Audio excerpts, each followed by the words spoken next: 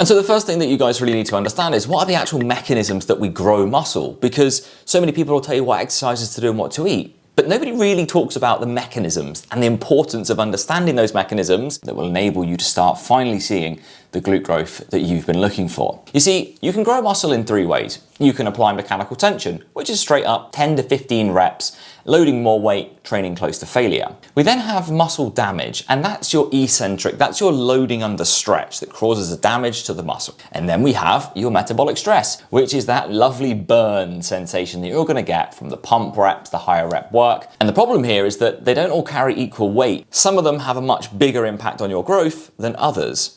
The even bigger problem though is most of you are focusing on the wrong thing. People are chasing the burn sensation, the feel of an exercise, especially in exercises that really you probably shouldn't feel anyway. So the difficulty is you're moving away from mechanical tension and loading under stretch, which is the 2 ways we're gonna grow the most muscle, and focusing on metabolic stress, which although it feels like we're doing a lot, that doesn't mean we are doing a lot. A muscle that feels like it's working isn't necessarily a muscle that's growing. Muscles need a lot of tension in order to facilitate growth because we need to create a stimulus that the muscle then needs to respond to. So if we aren't lifting a lot of load and we're not actually pushing that load close to failure, we're not actually providing a great deal of stimulus. And if we're not providing a great deal of stimulus, what real incentive is there for your body to produce more muscle? Which takes me on to point number 2. The mechanics of the glutes themselves. You see, we have the glute max, which is the biggest. We have the glute medius, which is the second. And then we have glute min. Now, I'm not really going to talk too much on glute minimus because if you have a well-trained glute medius, then to be honest, you don't need to worry about that. But I will talk about the parts of glute max that you're going to want to know about. Glute max, although the biggest of the glute muscles, can also be separated in the way that you work it. And this is something that people miss because although certain exercises will grow your glutes, what part of your glutes are you focusing on? If we want to work the lower portion of glute max, we need to be doing exercises that load the glutes in the lengthened position. RDLs, lunges, Bulgarian split squats, back squats, they are loading most of the tension in the flexed position when the glutes are most stretched.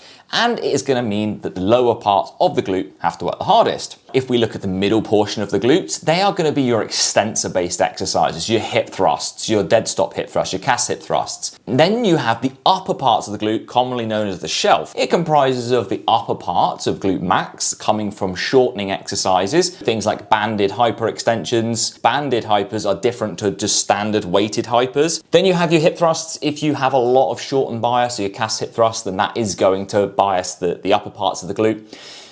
But also, the glute medius ties in very high up on the glute as well. And the glute medius can be trained in 2 ways. You see, the glute medius will work when it's stabilizing. Let's say you're doing abduction kickbacks. As you do that, the leg that's standing is going to have a huge burn in it. But why is it burning so much? It's burning because one of its main roles is actually to stabilize the femur, and it's stopping the caving of the knees. So it's working really hard to prevent you from falling over, which is pretty important. If we want to grow it, we're going to need some abduction work. We're going to need some lateral kickbacks. We're going to need some seated abductions. Number 3, effort calibration. I can easily go through between 200 and 400 form videos a week. And of all the form videos that I go through, and for ease of maths, let's say I go through 100, I would say I must report back on 65 to 70 of those videos regarding effort calibration. Because effort calibration is essentially where you feel and think you're working hard and your muscles are telling us a very different story. One of my clients asked me yesterday, what cues can I look for to know that I'm near failure or I can stop the set? And I said to her in reply, that is the problem. We shouldn't be looking for cues that the set's going to end. We should just be working hard enough that the set does. And the fact that you're waiting to feel something or see something tells me the weight that we're using is nowhere in the vicinity of where it needs to be. Because if we were actually going to find out where failure is, the muscle would stop doing its job. So if we're talking about the glutes in a hip thrust, the bar wouldn't leave the ground. We couldn't extend the hips anymore. It's not about what burns or what hurts, it's about what's mechanically occurring. And that means that when you're in that leg extension or that abduction machine and the burn occurs, that's not, oh, it's been burning for 3 reps, I can stop. It's, my legs are still moving, my hips are still abducting, this hurts like hell, but my legs are still going, so I need to as well. Sure, take a breath and crack on. You may end up doing another 10 or 15 reps, which shows you one clear thing. you have not been training hard enough to grow your glutes. And this is why I start pretty much all my clients on such low sets. Most of them will be 1 or 2 per exercise. It really depends on their experience level. And the reason I do that is because I want to calibrate effort before I calibrate volume. You'll see a lot of advice that says the glutes should be trained for 35 sets per week, which is great advice if you know how to program. Following traditional, and I would say fairly, it's good scientific advice, but there's no application advice that comes with that. And if you follow that without proper guidance, it's gonna set you back further than not following it at all. And speaking of setbacks, the next one we have is actually nutrition periodization. People are trying to grow muscle and you're being told all the time that you have to eat the right things.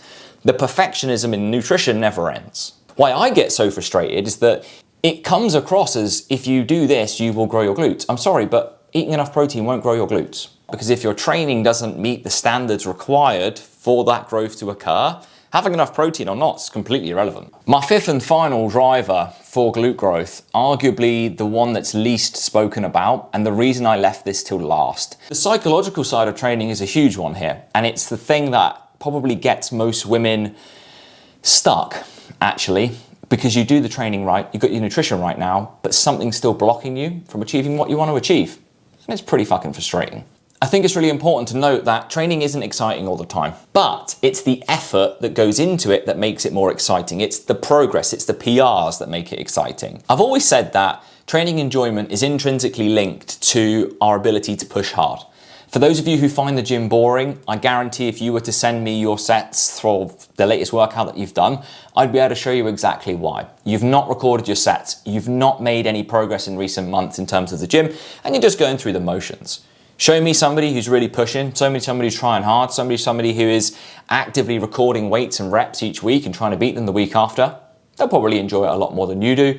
They will not be motivated all the time either, but that's perfectly okay. That's part of this. The people with the greatest physiques tend to be those who can do the most boring things over and over again and ask for no payout in return. You can check out the glute growth guide which I've put below, so do make sure to check that out. Please do consider hitting the subscribe button, and I look forward to having you along for the journey.